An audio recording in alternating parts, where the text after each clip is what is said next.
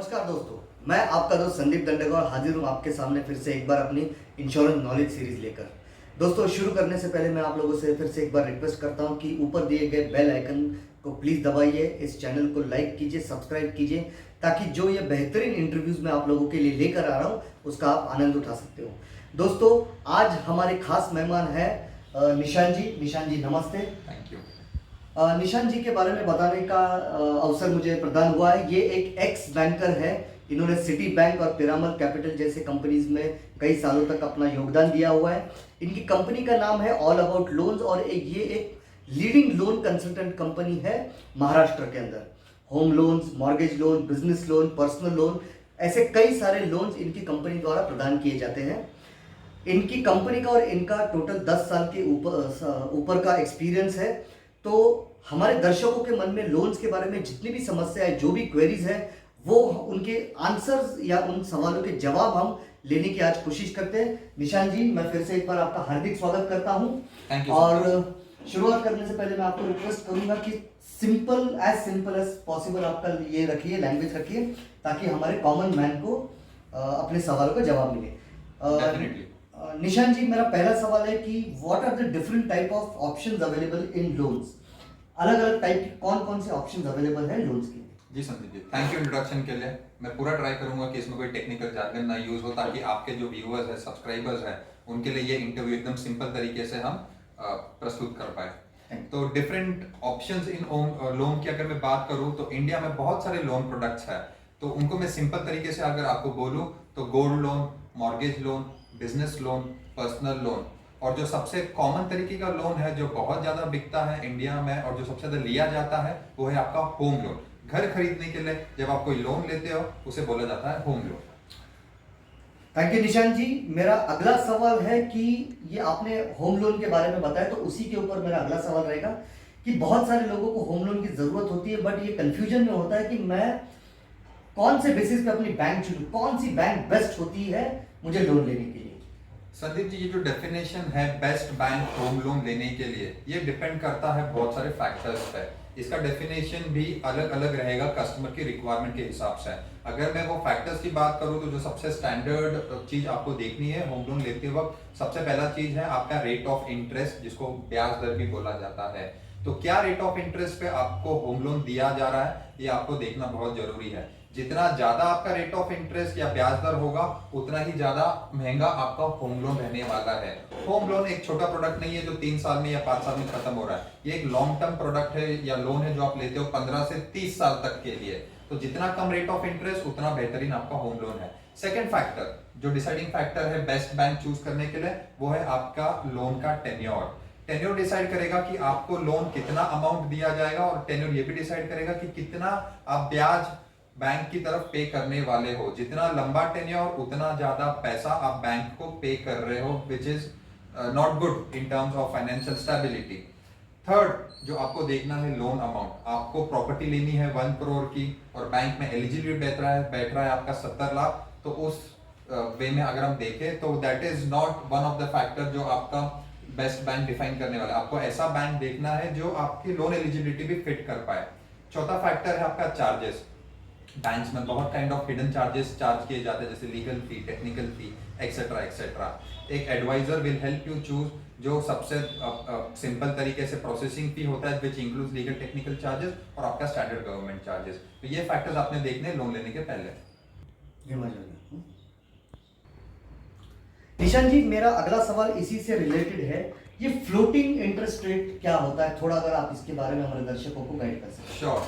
आज इंडिया में जितना भी लोन्स दिया जाता है वो फ्लोटिंग रेट ऑफ इंटरेस्ट पे दिया जाता है। फ्लोटिंग सेल्फ एक्सप्लेनेटरी टर्म्स है adjustable rate of interest. Market का जो रेट ऑफ इंटरेस्ट रहेगा उस हिसाब से आपका ब्याज दर ऊपर या नीचे जाएगा, और ये रेट ऑफ इंटरेस्ट डिफाइन होता है आरबीआई के थ्रू, तो उसे फ्लोटिंग रेट ऑफ इंटरेस्ट कहा जाता है। निशान जी, इसी पे मेरा और एक सवाल रहेगा कि मतलब मैं आपको मेरी आप बीती बता देता हूँ कि 4 साल पहले मैंने लोन लिया था, वो था 7% के ऊपर, और आज मान लीजिए मार्केट का जो रेट चल रहा है वो 10% फ्लोटिंग के हिसाब से हो चुका है। लेकिन मुझे ऐसा होता है कि मेरी ही बैंक जिससे मैंने लोन लिया हुआ था वो अपना ऐड आज देती है कि आज हमारे पास आप आइए 7% पे लोन देती हूँ। तो इसके ऊपर अगर आप मुझे बता पाए कि मैं इसके अंदर कैसे बेनिफिट ले सकता हूँ। जी संदीप जी, इसमें अगर मैं आपको सॉल्यूशन की बात करूं तो बहुत सिंपल तरीका है। आपको सिर्फ आपके बैंक जाना है, एक एप्लीकेशन देनी है कि मेरा rate of interest market rate से ज़्यादा चल रहा है। बैंक आपसे एक nominal rate reduction fee charge करेगा और आपका रेट एडजस्ट कर देगा। अगर आपके पास एक फाइनेंशियल एडवाइजर है तो वो काम फ्री ऑफ कॉस्ट हो जाएगा हमारे थ्रू, बिकॉज हमारे पोर्टफोलियो जितना भी लोन आता है हम मेक श्योर करते हैं कि वो मार्केट के रेट के हिसाब से ही चले। थैंक यू निशांत जी। दर्शकों, यहाँ पे निशांत जी ने बहुत ही बढ़िया सा एक हमें एडवाइस दिया हुआ है कि लोन लेते समय कभी भी एक एडवाइजर चुने, बहुत ही बेहतरीन एडवाइजर, ताकि ये जो चार्जेस होते हैं और रेट का जो आपको फायदा मिलना होता है वो इन्हीं के द्वारा मिलेगा। धन्यवाद निशांत जी। निशांत जी, मेरा अगला सवाल ये है कि what are the common mistakes, मतलब लोग नॉर्मली क्या गलतियां करते हैं लोन लेते समय और किन गलतियों को वो अवॉइड कर सकते हैं। डेफिनेटली बहुत सारे कॉमन मिस्टेक्स हैं जो किए जाते हैं मार्केट में, और जो कस्टमर्स भी हम सर्व कर रहे हैं वो बताते हैं कि उन्होंने जो पुराना लोन लिया था उसमें ये मिस्टेक्स हुआ। सबसे पहले तो है लोन का टेन्योर। आपने इतना ही लोन टेन्योर लेना चाहिए कि वो लोन आपके रिटायरमेंट एज तक खत्म हो जाए। अगर आप लोन ले रहे हो 65 की उम्र तक और आपका रिटायरमेंट है 58 में, तो क्या आप 58 के बाद जहां पर आपका इनकम बंद हो चुका है वहां पर ईएमआई पे कर पाओगे? नहीं। बट बैंक एलिजिबिलिटी फिट करने के लिए आपको लॉन्गर टेन्योर का लोन दे देता है। आपको मेक श्योर करना है कि आपके रिटायरमेंट के दिन आपका होम लोन या कोई भी लोन खत्म हो जाए। Second factor, fine prints. जो आप कभी भी आप लोन लेते हो संदीप जी, तो आपको एक लीगल डॉक्यूमेंट मिलता है जो 20-25 पेजेस का मिनिमम रहता है। कस्टमर बिना पढ़े उस पर्टिकुलर डॉक्यूमेंट के ऊपर साइन कर देते हैं और बाद में जाके प्रॉब्लम्स क्रिएट होते हैं जब कुछ टर्म्स एंड कंडीशंस मीट नहीं होते, कस्टमर को एक्स्ट्रा चार्जेस लगा दिया जाता है। थर्ड है स्टैंडर्ड गवर्नमेंट फी। कितना लगता है, नॉलेज नहीं है मार्केट में कस्टमर्स को उसके बारे में। बैंक के एजेंट्स या बैंक के कर्मचारी आपसे एक्स्ट्रा पैसा ले लेते हैं, लीगल टेक्निकल फी या कुछ एक्स्ट्रा कॉस्ट बोलकर, उसका आपको चालान या रिसीट भी नहीं मिलता है। फोर्थ है रेट ऑफ इंटरेस्ट। आपको देखना चाहिए कि सबसे बेस्ट रेट ऑफ इंटरेस्ट जो मार्केट में चल रहा है वो आपको मिल रहा है या नहीं। जितना ज्यादा रेट ऑफ इंटरेस्ट होगा उतनी ही ज्यादा आपकी पर मंथ ईएमआई रहेगी और उतना ही ज्यादा पैसा आपके जेब से जाने वाला है। तो ये कॉमन मिस्टेक्स है जो आपको अवॉइड करनी है। एक financial adviser Sandeep ji help करता है ये डिफाइन करने में कि बेस्ट बैंक और बेस्ट प्रोडक्ट कस्टमर को कैसे मिले, और वो उसके लिए फिल्टर डाउन करके देता है आपको। धन्यवाद निशांत जी। दोस्तों, निशांत जी ने फिर से एक बार अधिग्रहण कर दिया है इस बात के ऊपर कि एडवाइजर की अहमियत कितनी होती है। निशांत जी, मेरा अगला सवाल है कि व्हाट आर द डॉक्यूमेंट्स, मतलब क्या क्या डॉक्यूमेंट्स लग सकते हैं लोन के लिए, अगर आप इसके ऊपर हमें थोड़ा सा ज्ञान दें। जी, कस्टमर्स दो टाइप के रहते हैं मार्केट में जिस हिसाब से डॉक्यूमेंटेशन डिफाइन होगा। अगर मैं सैलराइड जॉब करने वाले पर्सन की बात करूं तो उसके लिए मुझे नॉर्मल पैन कार्ड, आधार कार्ड, 3 सैलरी स्लिप, 2 साल का फॉर्म 16, एक्सपीरियंस सर्टिफिकेट और 1 साल का बैंक स्टेटमेंट लगेगा। प्रॉपर्टी पेपर्स की बात करूं तो अगर वो बिल्डर परचेज ट्रांजैक्शन है तो बिल्डर से कॉस्ट शीट लगेगा, और अगर रीसेल ट्रांजैक्शन है तो पुराने एग्रीमेंट्स लगेंगे।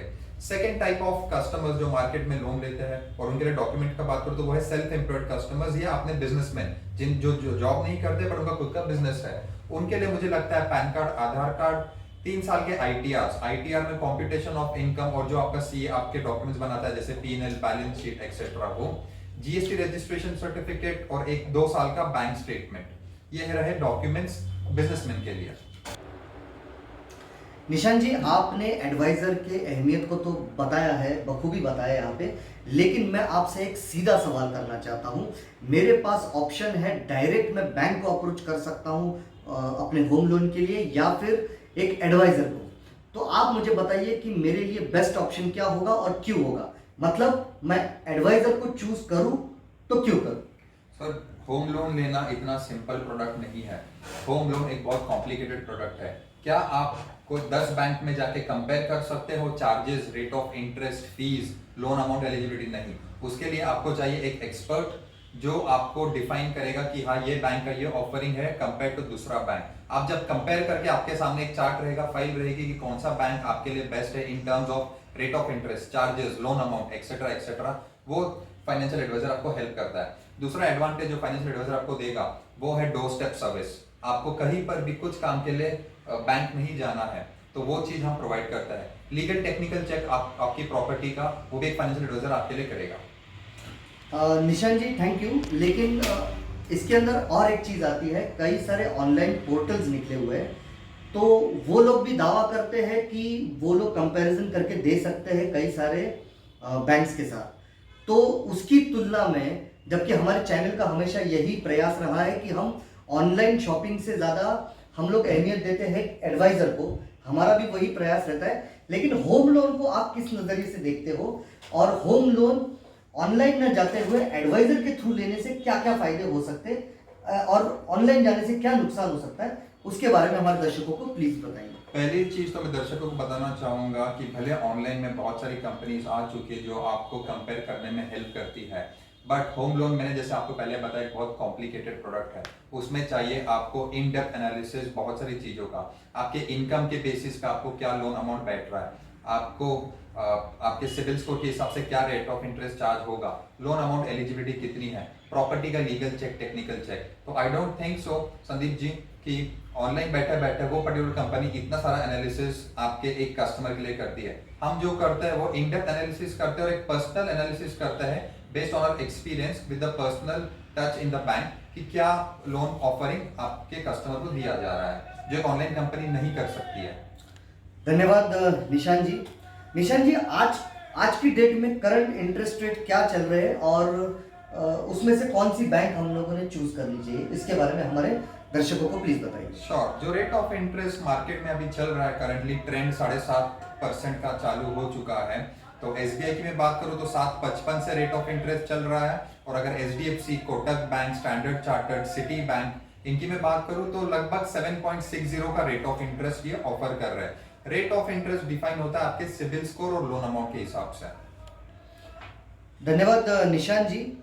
निशान जी, मैं अपने दर्शकों को के लिए ये सवाल पूछना चाहता हूँ कि और ऐसे क्या बेनिफिट्स है अगर हमारे दर्शक आपके थ्रू करना चाहे लोन, मतलब ऑल अबाउट लोन से अगर लोन लेना चाहेंगे तो उन्हें और क्या बेनिफिट्स मिल सकता है? डेफिनेटली हम संदीप जी के सब्सक्राइबर्स के लिए और व्यूअर्स के लिए एक स्पेशल स्कीम लेके आए हैं, जहां पर कोई भी कस्टमर जब हमसे होम लोन लेगा तो उसको हम एक 15,000 रुपीज का फ्लैट अमेजॉन वाउचर प्रोवाइड करेंगे, apart from the usual benefits of door step service, comparison of all the banks और पर्सनल एनालिसिस उनकी एलिजिबिलिटी का। तो एक फ्लैट 15,000 रुपीज का अमेजॉन का वाउचर हम प्रोवाइड कर रहे हैं हमारे सब्सक्राइबर्स को।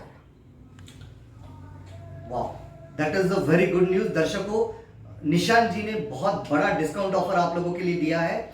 तो जब भी आप होम लोन लेने की सोचे तो आप निशान जी को प्लीज कांटेक्ट कीजिए, या हमें भी कांटेक्ट कर सकते हैं, हम आपकी मुलाकात निशान जी से करवा देंगे। निशान जी, लेकिन हमारे दर्शक आपसे कांटेक्ट कैसे करें, कृपया उन्हें बताइए कि आपको कांटेक्ट करने के लिए उन्हें क्या करना होगा। मेरे कॉन्टैक्ट डिटेल्स स्क्रीन पे शेयर किए गए हैं, मैं फिर भी वर्बली भी बता देता हूँ। मेरा ईमेल आईडी है info@allaboutloan.in और मेरा मोबाइल नंबर है 9766082800। दोस्तों, देखा आपने एक एडवाइजर की अहमियत। हमें तो आज तक लगा था कि एडवाइजर की अहमियत रियल एस्टेट, इंश्योरेंस और ऐसी चीज़ों में होता है, लेकिन होम लोन्स और अलग टाइप के लोन्स के अंदर भी एडवाइजर की बहुत बड़ा रोल होता है और उनकी अहमियत होती है। तो मेरा आप लोगों से अनुग्रह रहेगा, जब भी आप लोन के बारे में सोचोगे तो आप एक बार निशान जी से जरूर बात कीजिए। निशान जी, मैं आपका धन्यवाद करता हूँ हमारे चैनल में आए और हमारे दर्शकों को गाइड किया। दोस्तों, हमारे नेक्स्ट इंटरव्यू के लिए ट्यून रहिए, और अगर अभी तक आप लोगों ने इस चैनल को सब्सक्राइब नहीं किया है तो कृपया इस बेल आइकन को दबाइए, इस चैनल को सब्सक्राइब कीजिए, लाइक कीजिए, शेयर कीजिए और आपका प्यार हमारे ऊपर ऐसे ही बरकरार रखिए। जय हिंद दोस्तों।